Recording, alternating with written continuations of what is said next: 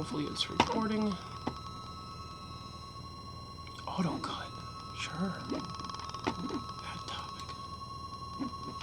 I'm gonna do fitness and sports, sure.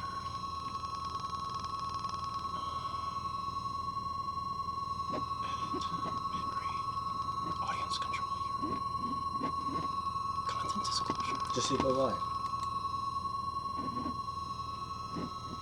You guys might All be right. watching it on YouTube too, but it is also Let me test. officially, it looks like it's live. Okay, we are live We're officially live. on the Ben Lemos Show. Welcome to the Ben Lemos Show.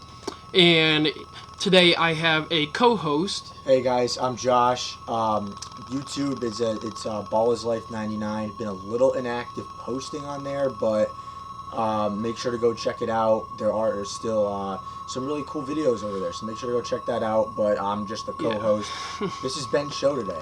All right, so welcome. Today, we're gonna be talking about anything sports related going on, and if you guys want to mention anything in the comments that you want to talk about, we will gladly speak about it. I'll chime in when it's NBA. That's really my thing. But he's So- if you guys have any like football related questions, he's Yes. your guy. He's the host. Make sure to go ask him. Ask away. So currently, right now, I'm searching for any top news to talk about. So if you want to start off Eastern Conference standings around the NBA. Yeah, we can pull that up and talk about that. I was actually thinking about this today. I think the Pistons are probably going to finish first place. I'm a Celtics fan. So currently, the Pistons are sitting at 45 wins and 15 losses with a 75% win. 75% win percentage. Win percentage, Yeah, yes. so I think that you could say they might not have first wrapped up, but the way they're playing, I think they do. I think as a Celtics fan, realistically, Tatum comes back, doesn't come back. I see this team at fourth. I think the New York Knicks are going to grab second place. Personally, I do think the Knicks are coming out of the East this year. I know you don't like that. I know you hate the Knicks. No. Listen, I don't have any issues with them. I think they're a great, really good team. I particularly don't care for the Knicks. I think they're a really good team, and I think Jalen Brunson is clearly the guy there. So I think that the Knicks are going to actually come out of the Eastern Conference. The Pistons are having a good year. Yes. I don't think it's going to be their year to come out of the East this year. But, so the Celtics, even though we're not at full strength, do you think once we're at full strength and we have everybody healthy, that we can beat the Pistons? This season, I don't know. I think that the way that they match up against the Celtics is, they, besides Jaylen Brown, I mean, he's had great games against Detroit every time this year. But I'll just tell you, I think that, I find the Pistons' defense is something that the Celtics struggle to overcome more than a team like a Cleveland, a New York. That's exactly what I was going to say. So, if you had to pick one team that, out of here, the top four, to, I don't know, not take the whole East, but just to dominate. Well, I'll tell you to take the whole East. I think it is either Detroit, which out of the four, I'll tell you three, and I'll say Detroit's one, but I think they have the least chance. Yeah. But I don't think it's going to be them at all. But if I have to pick three, I like them better than a lot of the other teams. I will say Cleveland is two. I did not like the James Harden trade. No. It's worked out though, but we'll see in the playoffs what it does. Yes. I don't know. I think the Knicks are coming out of the East. And I mean, as just a fan of the NBA, they should win the East this year. Especially after last year, which was a disappointing conference finals. They should win the East. But I mean, if I look down the standings, and I expected Atlanta, I expected, Philadelphia to be in this conversation. And they're not. And Miami, Orlando. Yeah, Orlando I thought really the two were Orlando and Atlanta that I would say, all right, I thought the Magic were going to have a really good year. I thought the Hawks were going to have a really good year. So that just is not the case. More so, Atlanta's having a better year than Atlanta. Do you think that Orlando's having a better year? I don't know why I keep saying Miami. Orlando's having a better year than Atlanta, and I feel that way because I think Orlando hasn't had the, it's trading a superstar type of thing like the Atlanta Hawks had that rumor all season. Is Trae Young actually going to want out? The vibes were just down. Jalen Johnson was playing great, but the vibes were just down. Orlando's problem to me is that they're just not healthy. And when they are, they look kind of, stagnant. I don't know. They're just sloppy when they're healthy. And I mean, I think a lot of people expected Paulo to have a huge year. Yeah. And do you think it's more of just a Paulo problem than you think Franz Wagner's going to be I think Franz Wagner's had a really good year, but he's just been hurt the whole time. Suggs has been in and out. Anthony Black has been probably the most improved player in my opinion. But at the end of the day, Wagner's just non-existent. I think myself included. Well, how can you forget about Jace Richardson? He's going to be the next big star for them. No, I don't think he is. No? I think... You don't think he has a chance? No. I think De Silva has a better chance to be more of a, glue guy. Noah Penda. Shout out. Noah Penda's not bad, but listen, that's irrelevant to this right now. Desmond Bane, I may have overrated that trade. Oh, they got their shooting guard. They're going to be miles better. I mean, Desmond Bane's shooting is still top tier. Right, but maybe Bane is not as good as we all thought. And he's still really good, but I think we need to understand that he's not an all-star level player. He's probably a tier below that. And does that mean he's a bad player? Not at all. But this team, Orlando, myself included, like I said, I really thought they would have been third or fourth in the Eastern Conference. Now, I didn't think Boston would be this high. I still thought Cleveland, New York would. Yeah. I had Detroit around 4 or 5 too. I thought Detroit and Orlando were going to have a really good first-round series. That's when the Pistons would get to the second round maybe, but I don't know. I don't understand Orlando. I think some of it, though, is really just, they're kind of a soft team. They're sloppy here and there. Do you think it's a coaching issue? A little bit, yeah, I'll be honest. Yeah. I think that they're soft. I think that, honestly, they have some spots that they could improve to get better. I love Wendell Carter Jr. as a Duke guy, but I don't think he is he might not be a starting caliber player, at least on that team, because it's, good defender, but I mean, he's not a needle mover for what they need. I look at a guy like Neemias Queta, fully unbiased, and I think he moves the needle way more than Wendell Carter does. Yeah. And I think that that's the kind of guy they need. I'm not saying they need to go and trade for an all-star, center or anything. Speaking of... Well, we have Goga, so do you think... Good role play. He's a fine backup, but I mean, it's not going to move the needle. I think that, you have to look at Philly, and I'm like, all right, I don't think Philly was going to do much this year with Embiid. They were kind of better than I thought to begin the year. Is Embiid even going to come back at all? So that's what I think. I think, honestly, they need to be in a position, at least someone. This is what I was talking about with Kristaps Porzingis, is if you have him on your team, you need to be in that situation where you just fully understand he's not playing. Now, the Warriors traded for him, and that's just because he's going to be off their books. And now they're dealing with the same situation that we had with the health of Listen, I think it was a good deal for them because they got off of Kuminga's contract a year early. They get Porzingis off their books, but this year he's expiring. But listen, I think that a team needs to.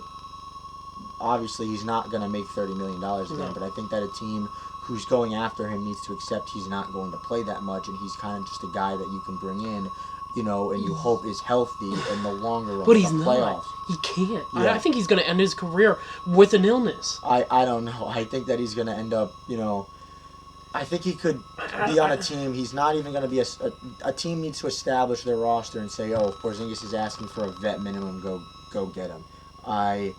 I never wanted Chris to. Yeah, he is. And I mean, for you guys watching on YouTube, even the comments saying he's always out.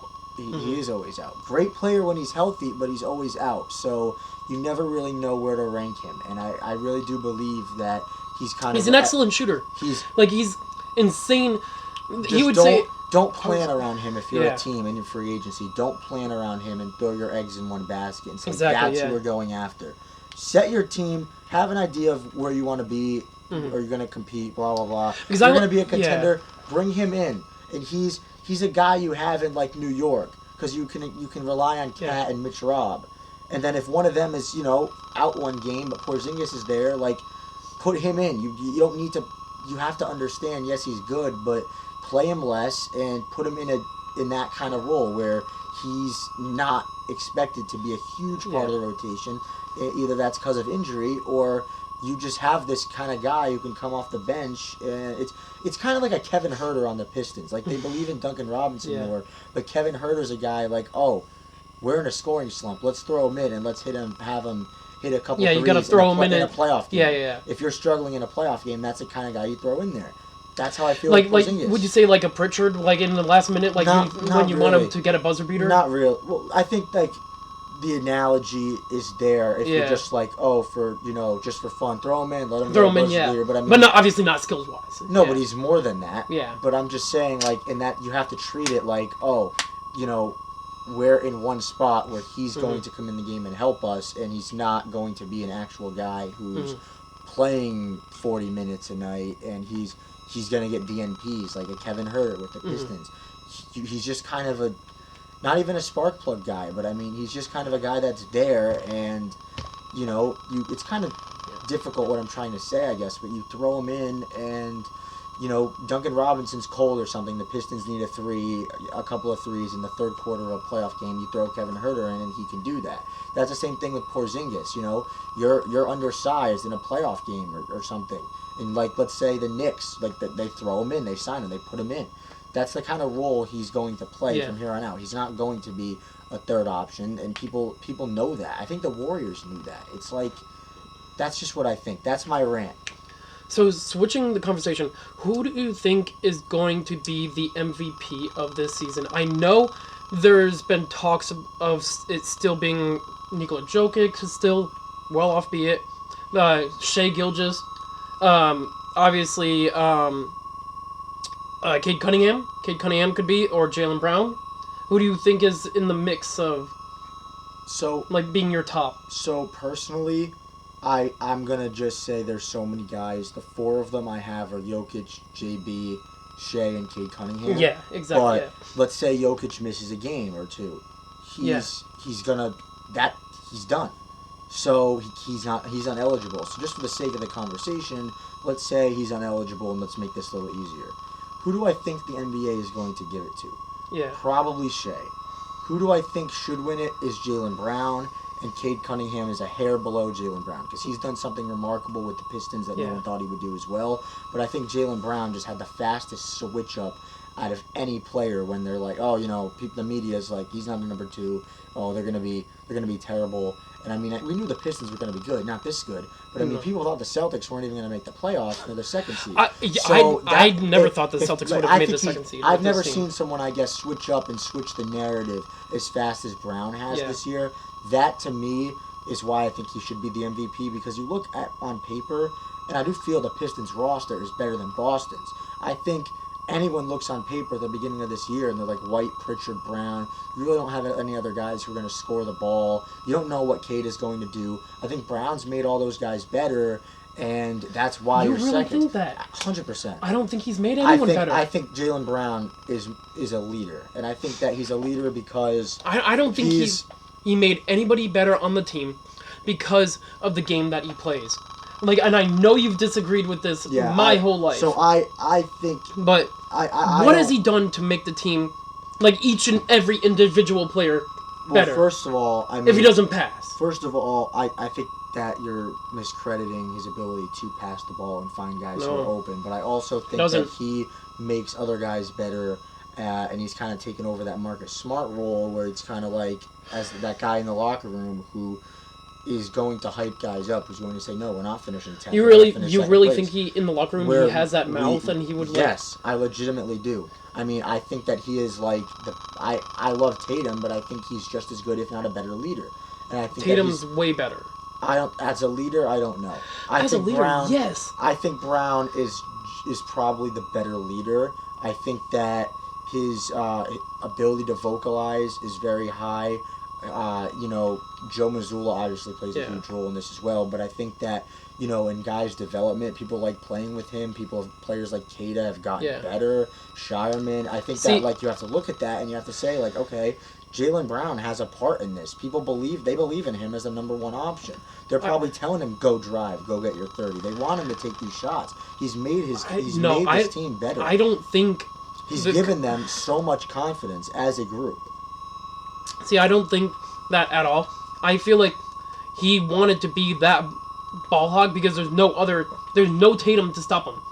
Yeah, and there's no superstar where it's like, oh wow, this guy overranks me and I gotta pass to him. So I feel like he's in that spot, in his mind is like, oh wow, I'm gonna be him now, and I'm gonna drive to the paint every time and try and get a foul, try and get hit, he knows try and he's do the this. number one, and so many people counted him out. I admit he's our number one option, but I feel like he's a damn good one.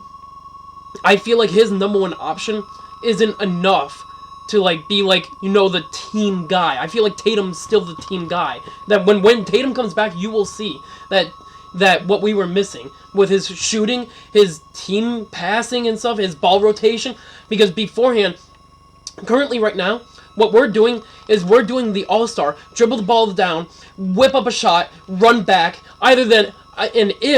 Rarely, Jaylen Brown just drives in the paint and either gets fouled or makes something happen. Yeah, I agree with that comment. He honestly just about the same. I mean, I think realistically, it makes me think I do agree Jaylen Brown's shooting has improved for the time with Jason Tatum being out. So can't you credit him on that? Yes, that's a good thing. But I still think he's not our guy. Is that bad to say? Really? I don't think so. I think it is. I don't think it's that bad. I think it's just one of the more outrageous takes I've heard. Yeah, and I think it's because, do you really think with this team right now, Tatum, let's say Brown was out all these games and Tatum didn't play, do you think that they would be better? With Tatum. With Tatum. Yeah. Yes. Yeah, in the playoff, if Tatum is fully back to normal in the playoffs, Jason Tatum will be our superstar. Well, I think they know that that's not going to happen. He's not going to be back to what he was in the playoffs. But I think that people are going to be like, yeah, he is obviously the guy who they think is the number one. This should make you rethink it. If Tatum comes back this year, Brown's still the number one. He's earned it, and they know that's best. He's off a guy coming off a torn Achilles this soon. And here's the thing. Health-wise, I learned a little fact from my dad that when Tatum comes back, he's going to be scared because he's going to not want to injure the other leg because when you re-heal a bone that is broken, it's going to grow back stronger. So which leg did he get hurt? Torn right Achilles. Torn right. So his left one is more likely to get injured. And it's going to be relatively soon because it's going to get weaker and weaker and weaker as this leg stays very strong. So I'm afraid about that, but if he comes back and he's careful, heavy minutes restriction, he'll come off the bench. But, I mean, he's not. If Tatum is careful, I still think his shooting's going to be outstanding. He's going to drill all his shots. You have to know a 5-on-5 scrimmage is a lot harder than an actual NBA whose game. Shots is he going to? Game is harder than that. Whose shots is Tatum going to take away from? Pritchard? Probably White for sure. White's efficiency's been down this year. That's because he's picking up a lot more, offensive shots. He's taking more shots. Yeah, I think I don't think he's going to come back Friday. No, I don't either. I don't think Brown is going to have a deduction in shots this year. But it really makes me think, what if they just played through Tatum and Brown. I mean, what if Brown could still get 30 like every game while Tatum is still what he is? And if that comes, what the centers are going to do nothing? And if that comes as a loss in points for White, Pritchard, Hauser, even Nemi, I don't think it would really hurt Nemi because he's Nemi's going to do his thing with his rebounds. But I really don't. As far as points go, that's something you have to consider. Seeing how good the both of them are, at least everyone kind of was like, "Oh, Tatum's amazing," which he is. He is this guy. He can get the 30 every night. Now people are starting to realize Brown can too. Play through your 2 stars. Look at the Denver Nuggets. If you look at some of their box scores, some of these games, you'll see games where Murray and Jokic both drop 30, and other guys are like the next highest scorers, like 19 or 20. Like if that. It's gonna vary, but I mean, I think you have to actually just designate the entire offense to the 2 of them, seeing how good they are as a tandem, as a duo. Yeah. Mid-April, so that's fair. That's fair. Looking at the West, fair. I know we talked a lot about the East right now. A lot, yeah. We'll do the West. So, looking at the West, do you feel? And I'm not going to start with the Thunder because you think I would start there. I want to start with the Mavs. Okay. Do you think? Yeah. Cooper Flagg next season will bring that standing way higher than where they're at. Personally, it depends, and it depends because you don't know what they're going to do in the offseason. You don't know what pick they're going to get. If they're going to draft another rookie, they're probably going to float around the same. Yeah. Because that guy's got to develop.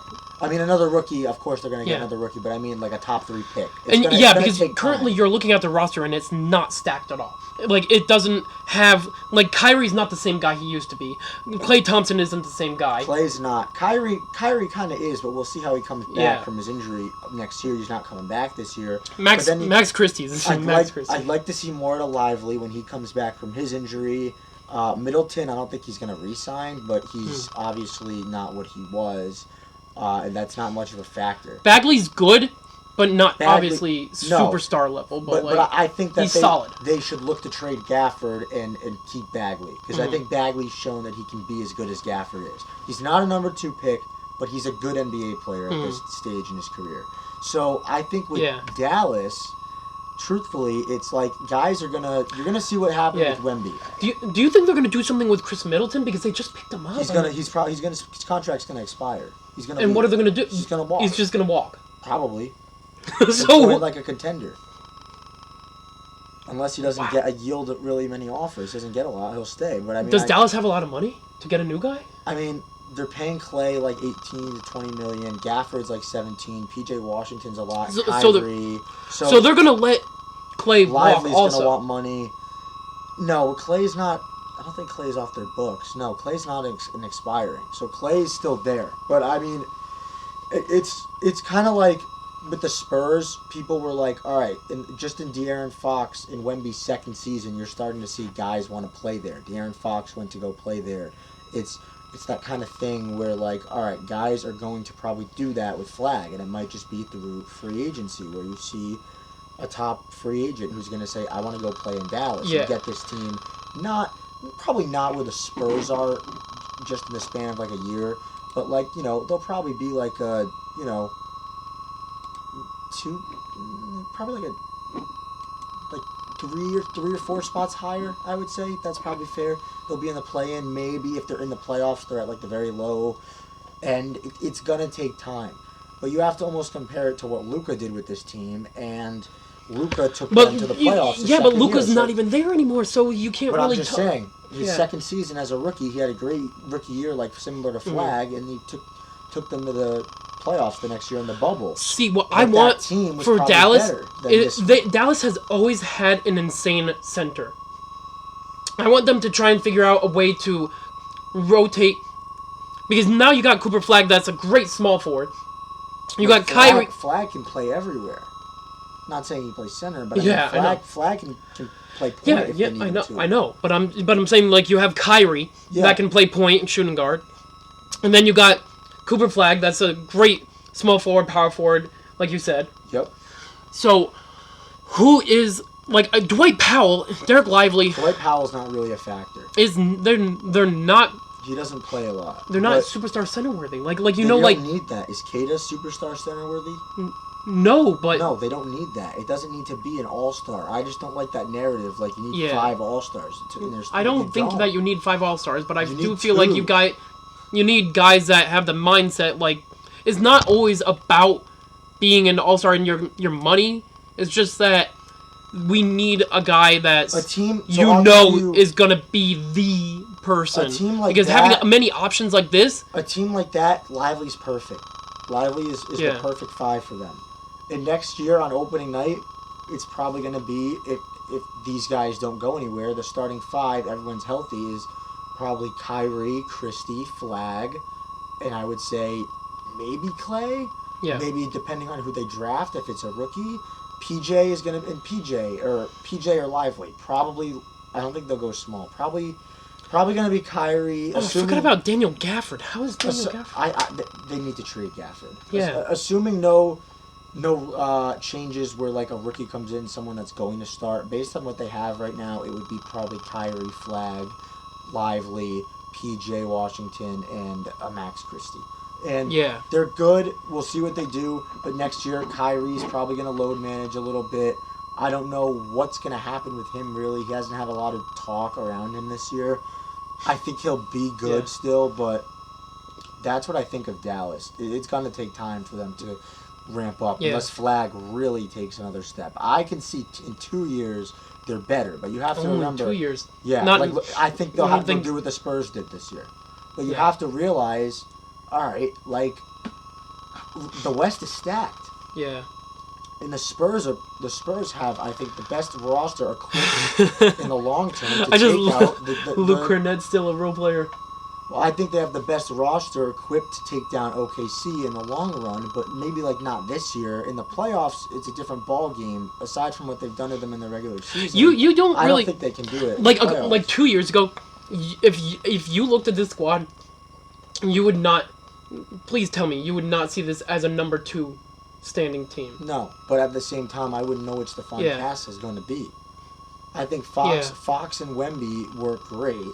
Dylan Harper's insane. Dylan Harper's going to be better, insane, but I mean, he's right now. He's going to be insane. You have to look at like Keldon Johnson's having a good year. Luke Cornett's a great backup. Champagne's been an awesome glue guy. Vassell hits his threes. Vassell and Harrison Barnes are good role players. Vassell's actually a really good role player. Mm-hmm. And I mean, Castle, while he has that inability to shoot, he's good. Stephon Castle. Has Bismack Biyombo improved him from his time being in Charlotte? He's not a factor. He's not a factor, yeah. Stephon Castle, though, I mean, you know, Olynyk still good? Get guys open.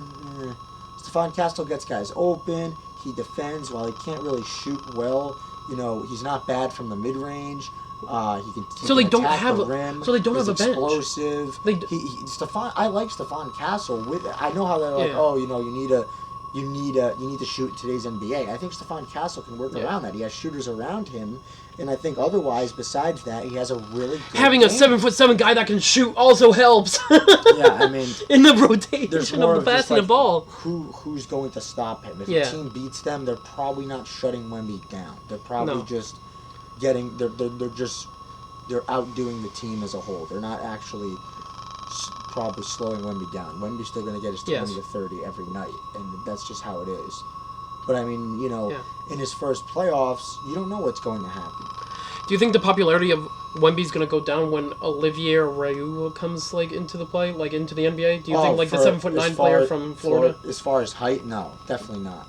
I think in popularity, it's like if you put Taco back in now, but Wemby's popularity is not going to go down at all. That's not going to happen. Yeah. Because no one's seen someone who can do what Wemby can do at his height. So. But I think that is the perfect height for a center because he's obviously the arm length, but just also the athletic ability of dribbling between your legs and doing what I've never seen a center do a double step back for a 3. I've never seen that. I mean, that height. He legitimately does not have any flaws in his game. They got so lucky this Spurs getting him. Their future's set. Just don't do what the Mavs did and trade him for Anthony Davis. But because they're not even players like Julian Champagnie, he's good. Champagnie's a good player. Yeah. He's a very good 3-and-D guy. He's a nice guy they have. Didn't we have his brother? Yeah, Justin. He's on Washington. And so are they still similar styles? I prefer Julian's shooting ability. Mm-hmm. Like he can, he's a guy who can come off a screen, catch and shoot a 3, and I'll feel like good about it. Harrison Ingram numbered out of 10.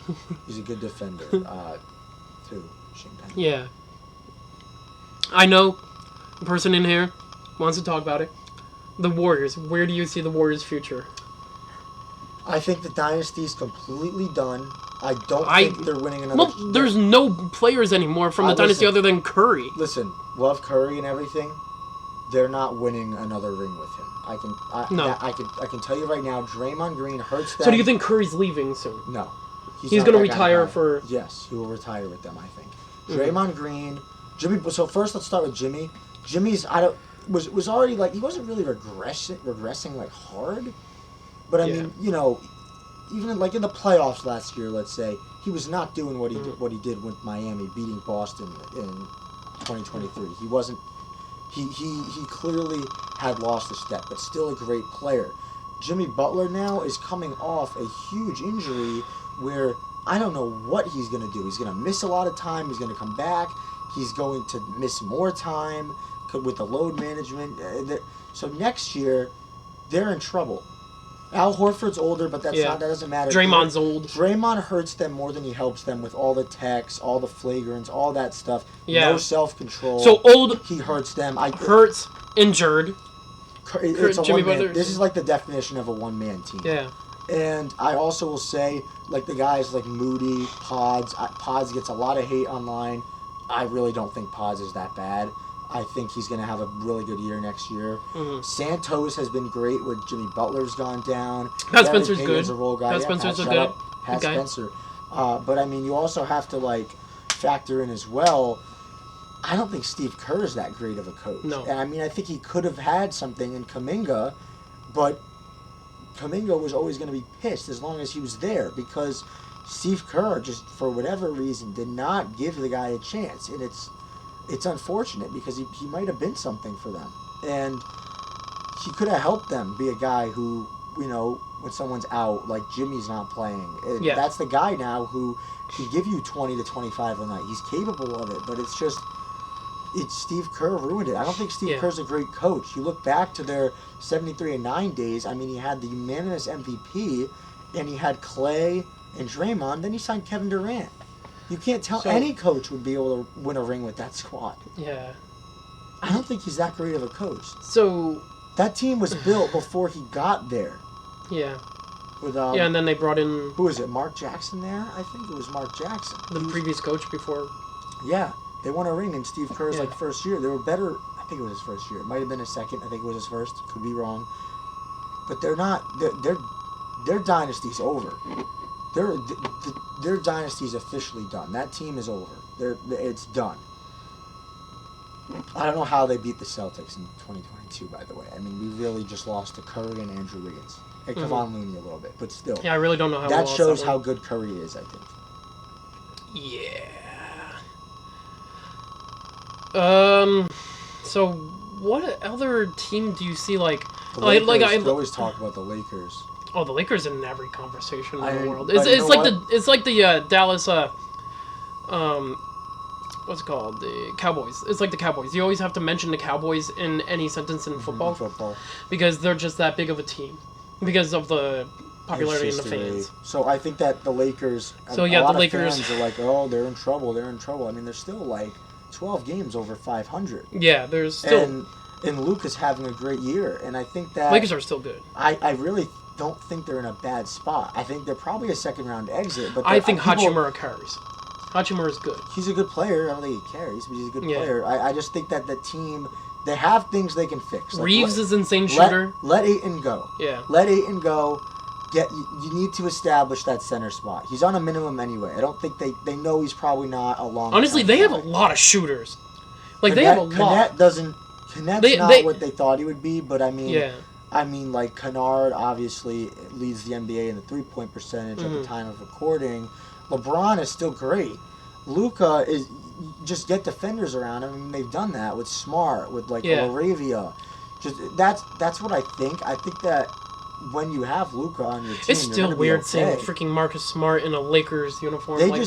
They just need to get they need to figure out that center spot. That's what's hurting them the most. Because you could also make the argument LeBron, Luka, Reeves all need the ball.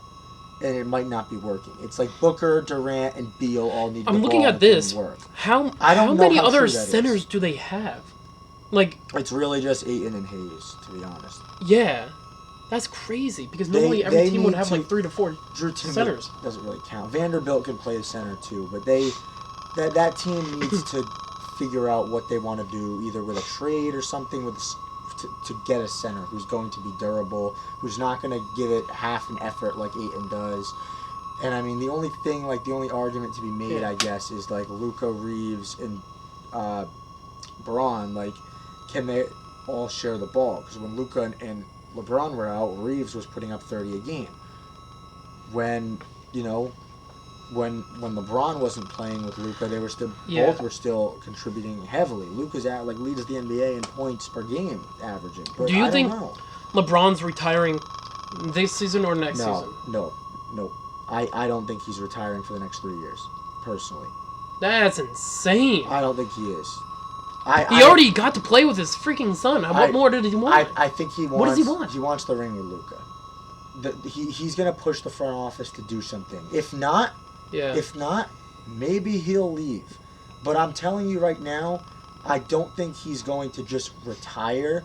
I think if he's retiring in like the near future, he's going to go somewhere else, because I think he might know that what this team is, and they're not going to win the championship. They might not make it out of the second round, but they are a good team, and I think people think they're worse than they are. They are a good team, but the thing we need to figure out is, like, this team does not need another ball dominant guy. They don't. They need defenders, which they have a few good ones. Hachimura, like you said, he's a great guy for their team. Yeah. He's great at a catch and shoot 3 guy, 3 and D. Driving in the paint, he's good at that. But I mean, he's a great fourth guy to have, where Luka can kick it out to him in the corner, and that's the guy you want taking the 3. But Ayton has got to go, and you've got to figure out what you do with that position. I don't know what it is. You think they're gonna trade one of the guards? They would be. I just think for another big. They'll look for a trade. They should do that. Yeah. Not like a starting player, a guy off the bench, but I think that like an Ayton, you would look and say, oh man, they probably should have tried to go out and get Robert Williams instead, because while he's not healthy, he's so much better than Ayton is defensively. Ayton just doesn't give it effort, and I think that hurts them. I think they got to go and look for an actual guy. Like a Mitchell Robinson would be so perfect on the Lakers. I mean, it's like that's literally a match made in heaven. That would be exactly what they need. I thought they should have tried to go get Clint Capella in free agency. Then they got Ayton. I'm like, all right, that's cool. That's whatever. I think Capella would have been better for them. A guy like a Steven Adams even is good for them, even though he's older. Ayton's just not that good. Walker Kessler, I think they really wanted to get. That's like the ultimate perfect thing. And that's probably not happening with the way the Jazz traded for Jaren. Like, they're probably going to try to not compete but get better. They're not going to full-on rebuild and trade a ton of guys. So that's kind of what I think. So apart from standings-wise, do you know any other top news that is going on right now? Like, that literally just happened recently, or that we could discuss? I did see, I know I just kind of mentioned this, but I got a Bleacher Report notification today talking about how if LeBron were to leave, Cleveland's at the top of his list. That makes sense. Mm-hmm. I'm trying to think of anything like full-on, I will say, around the NBA, Jonathan Kuminga has been great for the Atlanta Hawks in his first few games with them. Yeah. That's kind of what they needed. I will say maybe just as far as like award races, I think Flag is going to get Rookie of the Year. I think Thunder's going to take the West, and I agree. I think they're winning it all again. You really think they're winning it all? Yeah, and they've had some losses this year where I'm like, all right, maybe they shouldn't have lost. Like let's look at the game. They're gonna repeat with this, and then they've lost the game to like the Hornets this year. I don't think they lost twice. They lost once. It was in OKC. I'll tell you. Do you think they can beat the Celtics in 86 and to three-peat. It's a to three-peat. You think they can three-peat? You think they can? They are definitely capable of it. Yes, and I think that you have to think to yourself, all right, they're a great team. They've, like I said, they've lost some games. You're like, oh, maybe they're not gonna go back to back. I think that's all just part of coming off a championship. I said that last year, but the Celtics blew it and they lost. I don't see that happening with OKC. I really don't. I think. Wait. I don't see OKC.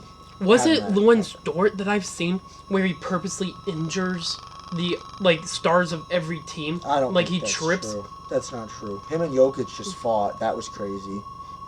Because I've been seeing so many videos of Lewis Dort trip purposely sticking out a foot and trying to hurt someone, or if some play he would bend down and the players would fly over his back, and then it would be he's I didn't do anything. Listen, this team is in perfect contention even if they don't win it this year, because you need to look at the guy. So they have the Clippers at the pick the Clippers have. Yes. I forget the protection. I forget if it might have been top. And they just picked up Jared freaking McCain. But he's only gonna get better. Yeah. Yes. So that's a guy you want to have, and they do. They need to pick up Hartenstein's team option. He's good for them. But those guys on the cheap contracts that can play, Isaiah Joe, Aaron Wiggins. Then you have to look even further and say, all right, they have a guy like A.J. Mitchell, who's been an awesome backup point guard for them this year, and he's a sophomore. Not many people probably knew who he was. Cason Wallace is good too. Although I hate it, defender. I really like him. Although I hate it, and I really hate his personality, Hartenstein's good. You hate his person for what? Because he's always been an a-hole with the New York Knicks. And he's just never. He's never been been my style kind of guy. He's always been too physical. Well, I just think they have all these teams picks. They're in a good spot to say, hey, maybe a guy like Dort is going to want more money and leave, or a guy like Wallace. That's when you attach a pick with them and you get someone else back. And I just can't see Chet in another uniform. No, Chet. They're not going to trade Chet. No, Chet, J-Dub, and Shea are all on extensions. Locked in, yeah. And they're going to look at that second apron in a bit, and that's when they're going to have to make a couple moves like Boston did. But the thing about their team is they don't probably need to hand out 1 year vet minimums. They legitimately are having draft picks come in that are going to help them. They have so many picks, and if not, they'll trade for a guy who maybe is going to, they see who they could keep for less money. Example would be an Alex Caruso kind of player. See, on that level. I don't know how well he's doing right now, but Nikola Topic just got back. Yeah. It'll be a bit, You think he's gonna? He's all right. I don't know, to be honest, what he's going to do, but I mean, I think he was a 15th, 14th, or 15th pick. But we'll see. We'll see what him and Sorber do when Sorber gets back. Yeah. Tomas Sorber from Georgetown. He was a first-round pick. We'll see what he does. I mean, if anything, they flip him as well. But they have guys, it's kind of that argument we said earlier. All right, who can I just throw into a game when the normal rotation is struggling? And that's Kenrich Williams, who can come in and change the energy for the team. Kenny Hustle. If you know, Kenny Hustle. But I think that he's kind of that guy that can go in and he's their spark plug. Throw him in, get him in the game, he'll change the energy around. They have guys that can do that. And Caruso's still that out of the normal rotation when the team is fully healthy and contending. Do you think that's what I think? Caruso being there was one of the best pickups from before? Yeah, and I mean I think it worked out because Giddey. It's okay. It's live. It's fine. Live, yeah. Sorry. Shamrock Shake over there got me a little bit. Shamrock Shake. Got me a little. So I think that Giddey was not going to reach his full potential with Shea because Giddey needs to be a pure point guard. And the kind of guy that works best for him is not a guy, if he's a point guard, he can't have a guy on the team who's going to start next to him and kind of need the ball. He the kind of shooting guard, like a Derek White, might not work with a Josh Giddey kind of thing. And instead, it would work with, let's say, who do we want to use? Like a Duncan Robinson again, because it's a catch and shoot guy. That's the kind of guy Giddey needs to play with. The point is that another ball dominant guard does not help Josh Giddey. Yeah. He needs to, he needs to facilitate and get guys involved that way. So I think that it worked out. I think Caruso was great for OKC in more of a win now situation. I mean, Caruso starting his... Didn't he start his career with LA? Yeah, LA. And then he moved to Chicago. Yep. And then he moved to... Yeah, Caruso's very good. He's a very good player. Yeah, he's never had any sort of, like, steady. Like, he's always been that guy to pass to and rip that shot or... He's good. He's really good, actually. Like, aside from all the memes, people are like, oh, Alex Caruso. Like, no, he's legitimately a good player. Speaking about memes, what do you see in the future with Yang Hansen? I mean, he's done really well in the G League. Yeah, he's in the G League right now. He's done well. Do you think he can come back? They need to... They would have to, like, make some sort of move to get him in. I mean, if they'd cut ties with Rob Williams, he's their full-on backup. Mm-hmm. Maybe they just play both of them out there together. Because Klingen's starting, regardless. So, that makes sense. And when do you think... But he has potential. I mean, he's only... We'll see.